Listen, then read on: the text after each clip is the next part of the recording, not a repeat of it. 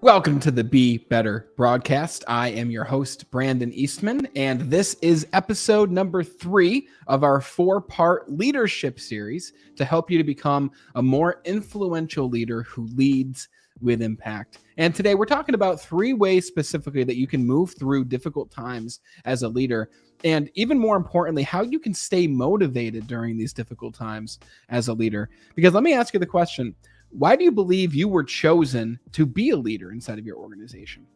You might say it's because you had the drive, you had the initiative. It's always been a part of your vision. You love helping people, so on and so forth. But if you think about really the main role of a leader, the leader's role is to maintain that shared vision amongst their team while moving through times of adversity, while moving through the difficulties. Because the reality is, as a leader, there will always be difficulties.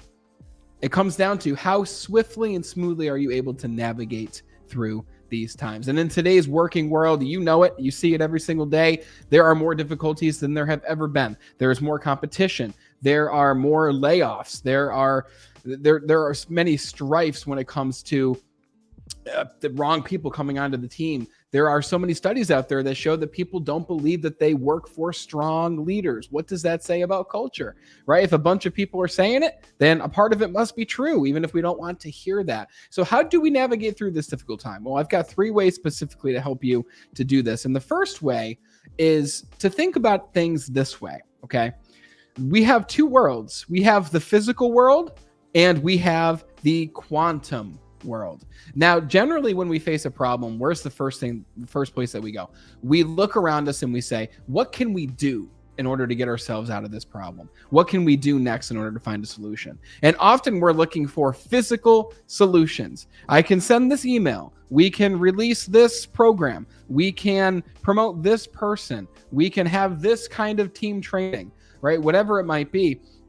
But seldom do we ever look at the world that is powering the physical world, which is very real, even more real than the world that we see on a daily basis, which is the quantum world. Okay. And let me explain. If we break each of us down and every single object around us, and if we put any object or any person on a table and we took the world's most powerful nano electronic microscope and we zoomed all the way in, we would see that each person and object and thing is moving at a rapid rate. We are simply all subatomic particles that are moving at such a fast rate that you would never be able to track it with your human eye. So what does that mean? Well, that's energy. Everything in this universe and everything in this world and every object in this world is energy. And if we can align ourselves with the energy of what it is that we want, we can attract that energy into our life.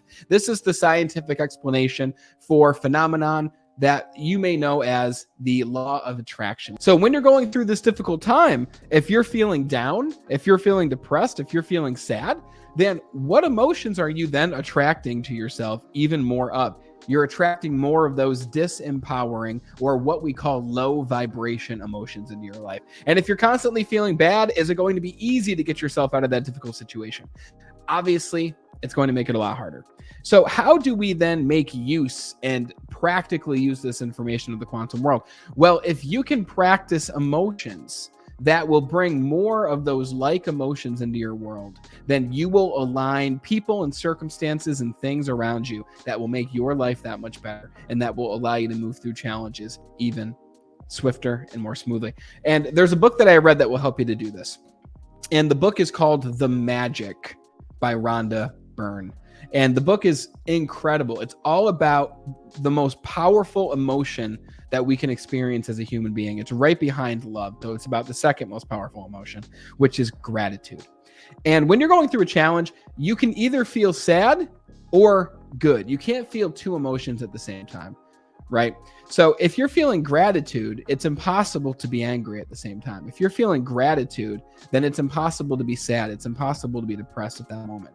And the more you practice a specific emotion, including the bad ones, well, I shouldn't say that. There's really no bad emotion, right? There's only emotions of higher vibration, like happiness, love, certainty, confidence, gratitude. And there's emotions of lower vibration, such as sadness and despair and envy and resentness and all these things. So there aren't bad emotions, but if you can practice the high vibration ones more, then you attract even more of those to you. And there's an exercise inside of the magic that will help you to practice the emotion of gratitude even more so that you create more of it in your life. And the exercise is this. Every single day, take your journal, take your notebook, whatever you got, whatever you write down your things in the morning, whether it's goals or your plan for the day or your to-do list, and take your journal and write down 10 things each day that you are absolutely grateful for. And you might hear that and think, well, Brandon, that's a lot of things to write down. How am I going to write down 10 things every single day? Do they have to be the same things? Do they have to be different? I challenge you to write down every single day 10 things that you're grateful for and have them be different than the ones that you wrote down the day before. Now, after a month, is it going to have some repeats on this list? Of course, you're going to have repeats, especially for the things in your life that you're really grateful for, like maybe your children or your spouse or the home that you live in, or the fact that you have four arms, the fact that you have 2 arms, 2 legs, maybe you have 4 arms. That's incredible. The fact that you have 2 eyes, the fact that you have 2 ears, the fact that you have a heart that beats on its own, the fact that you live in the United States, the most fruitful and economic country to possibly live in, the fact that you were born to a family that didn't cause too much trauma for you as you grew up, right? There's always things that we can be grateful for in our life. And it sounds woo-woo to talk about this, but if you think about this in terms of, I'm just going to do this because I think it'll make me feel better, then you're probably not going to stick to the routine. However, if you think about this routine and think about it in the sense of what we just talked about, there's the physical world and there's the quantum world, a world that I can't see because I can only see a specific spectrum of light. If you consider that there's a world that you can't see that is heavily determining what is happening in the physical world, then as you go through this exercise, you will feel better. You will have a better day as a result. And every single day afterwards will be that much better of a day. The challenges that you face will glance off of you. You'll move through your day with poise, with ease. You'll start to, especially after a month of doing this exercise every single day, you'll start to find even more things around you that you can be grateful for, that you can add to your list. And that might actually happen a little bit quicker than a month, but you get my point. The more you practice this, the more you're strengthening yourself emotionally. And when you strengthen yourself emotionally, the physical problems that you encounter will be that much easier to move through. So that's the first way. The second way is, I read this book by this individual named Patrick Bet-David, and I read this book about 3 years ago. It's called Your Next 5 Moves. And this comes down to the next way to move through difficult situations as a leader and stay motivated during these times is to have a vision, not just for your team, not just for your company, but having a vision for you. When's the last time, and I challenge you to actually think about this, when's the last time you sat down and you asked yourself, what do I truly want next in my career? What do I truly want next in my life? What do I want my life to look like in the next 5 years? And when I ask that, you can say, I want this car, I want this kind of relationship. But when I ask you, what does your life look like in the next 5 years? Really, what I'm asking you to do is to create a picture in your mind, like a movie that's playing inside of your head, of what you want your actual lifestyle to look like 5 years from now, maybe even 10 years from now, 15 years from now, 20 years from now. Will it come to fruition? Who knows? We don't know until that time comes. But will it help to keep you steady and aimed and grounded in your pursuit of a better life? Well, of course, because we are either growing or we're dying.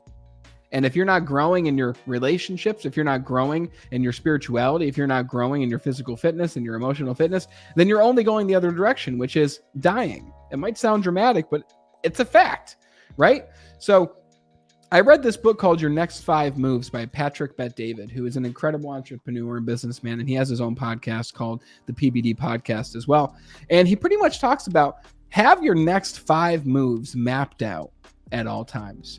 And he talks about it in congruency with the game of chess, and how when in chess, you've got the grandmaster, and sometimes grandmasters know their next 15 moves, right? Some of these chess players, these grandmasters of chess, they don't move at all during a game. They're physically sitting down in a chair. Yet some of these individuals actually burn 4,400 to 4,500 calories through a chess session because they're using their brain in such a powerful way. So if you're burning that many calories, then there's got to be something happening in the brain, some sort of reaction that is happening when you're planning out your next moves. What if you took that same energy and focus, maybe not 4,000 calories worth, But what if you took that same energy and focus and you put it towards figuring out what are the next 5 moves for you and your career? And what if after you wrote down the 10 things that you're grateful for tomorrow, or maybe even now, if you pause this broadcast or after the broadcast, what if after you wrote down those 10 things you're most grateful for, you wrote down what your next 5 moves were? You wrote down what your vision was. Recently on the Be Better broadcast, I spoke to an incredible human being. Her name is Atena Crane, and this episode isn't out yet. It might be when you listen to this. But she talked about style, and she talked about fashion and how style is so powerful and how you feel. And I asked her, well, how can we determine and discover our ideal style? And she said, Brandon, look ahead 5 years, picture what your life looks like, and look at that picture in your mind and ask yourself, what am I wearing in this picture? Right? And I challenge you to do the same exact thought exercise. See yourself 5 years from now, but rather than just looking at what you're wearing, because that's cool too, you can see what kind of clothes you're going to wear. What life are you living? What is the vision that you're moving towards? Because often when I feel most sad in my life, when I feel like I'm not making progress, it's when I don't have that very clear and concise and compelling vision for my future. So what is that vision for your future that you have for yourself? That is number 2. And that brings us to number 3. And I've got a surprise for you at the end, so you definitely want to stick around. But number 3, the third way to stay motivated during these difficult times as a leader is a strategy. So this is another strategy you can use immediately. It's by an individual named Andy Frisella, and he calls it the power list. And after you have your vision, you might say, great, now I have this picture in my mind of what it is I want to achieve as a leader. Now I know what I want to do in my career. Now I know what I want to do in these different areas of my life. What next? Right? Andy Frisella calls the power list winning the day. So the way that it works is you take a piece of paper, you take your journal, you take your notebook, and you have your vision at the top of what it is you want to achieve, the overarching goal. And all the power list is, every day when you wake up, you write down 3 actions that you're going to take that you will complete that day in order for you to quote unquote win the day that brings you closer to the ultimate vision that you're looking to create in your life. And if you don't achieve any of the 3 things, you have to put a big X through that piece of paper because you essentially lost the day, right? Not too graceful, right? It doesn't feel too good to lose the day, but if you win the day 4 out of 7 days, then you're ultimately winning over time. And eventually you'll be winning 5 out of 7 days. You'll be winning 6 out of 7 days. And then eventually you'll know how to create these action steps in a way that doesn't sabotage yourself. As an example, if you write down 3 giant actions to take every single day, then it's going to make it pretty difficult for you to get through those actions, right? My recommendation is progress above everything, which is the 5th P of the 5 Ps of self-mastery, which we talked about in the first 2 segments of this leadership series. Progress above everything. Write down 1 key action that might take you some time to complete, but by completing it, you'll feel amazing at the end of the day. You'll know that you accomplished something at the end of the day. Your power list should have 1 key action, and then the next 2 actions should be smaller, more minute key actions, things that you can accomplish very quickly. You might even call them small wins. So the third step in order to move through these difficult challenges is the power list. Write down 1 key action and 2 subsequent actions that you can take each day that move you closer to your vision. Now, the reality is all of these strategies take time. Writing down these 10 things to be grateful for each day, planning out your vision, your next 5 moves for your life, your career, right? All these take time to do, which 90% of us listening won't do them, but the 10% will do them. And those 10%, I'm speaking with you right now. You might write all these down. You might have a great action plan. You might do them for a week and say to yourself, is this actually doing something? Well, this is the reality. 5 years is going to pass regardless of what you think about it. 10 years is going to pass regardless of what you think about it. Time isn't going to move any slower and it's not going to move any quicker. So would you rather get to the end of 5 years having done these exercises, or would you rather get to the end of 5 years doing the same thing that you're doing right now? You might move forward, but will you move forward at a rate that you can look back on and be proud of? I have one fourth bonus tip to help you move forward through difficult times as a leader and stay motivated, and that is move your body some way, somehow, every single day. This morning, I went outside for a 40-minute walk on the bike trail right next to my house in nature. I feel amazing now speaking with you. Other days, I'll go to the gym and I'll work out for 20 minutes, sometimes 30 minutes, sometimes 40, sometimes an hour. Really, that's the max that I'll ever be in the gym. Usually it's about 30 minutes, right? So I'll lift weights 3 days a week. I'll go for a walk. Sometimes on those same days, I try to walk every single day to get at least 6,000 to 10,000 steps in. I'm not like some of you lunatics who need to get 14,000, 15,000 steps in, although great respect. If you're doing that, you probably feel great doing it. But move your body every single day, because when you move your body, you're activating your physiology. When you're activating your physiology, you are emotionally training yourself to feel better. You're releasing hormones and chemicals in your body when you're moving your body. When you go for a run, when you even go for a light walk in nature, you feel better. And when you're going through a difficult time, the best thing for you to do is to get to the gym. The best thing for you to do is get outside, go for that jog, go for that walk in nature first thing as soon as you wake up. The best thing, and maybe even the most important on this entire list, is to routinely and frequently move your body. And you might even notice, actually, every single one on this list had to do with a book of some sort. Maybe not the power list, although he has written a book, Andy Frisella. But the first strategy, the gratitude strategy, came from The Magic by Rhonda Byrne. The second strategy came from Your Next 5 Moves by Patrick Bet-David. Leaders are readers. So my question is, I know that you know that leaders are readers, but are you still keeping up with your reading routine? Sometimes it's not about doing something new, but it's about getting back to the basics that helped us to succeed in the first time. Are you reading those 30 minutes for each day? Are you reading those 10 pages if you don't have the 30 minutes, right? Although I challenge you, I'm sure you have the 30 minutes. It's just about making the time in order to get it done.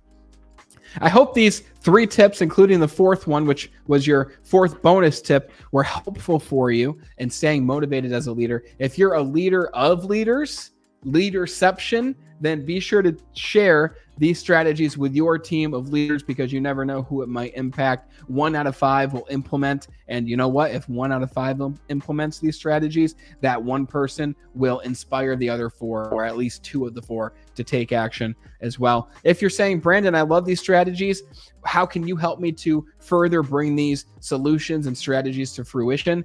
This is what I do. I work with Fortune 500 leadership teams to help them to stay motivated through difficult times, but mostly to help them to achieve self-mastery as leaders. Because when you can master self, you master leadership. All influence is self-influence. When you work on improving yourself, you improve everyone else around you at the same exact time. And I host and facilitate workshops for Fortune 500 leadership teams. If you're not a Fortune 500 team, I might still work with you as well. Let's start the conversation. Message me on LinkedIn or shoot a comment down in the comments below to start the conversation. And thank you so much for watching and listening. Next week will be our 4th and final segment of the Influential Leader video series. So be sure to stay tuned in. That will be next Friday at 10 a.m. I hope to see you there. Thanks so much for watching and listening. And until we talk again next time, continue to be better.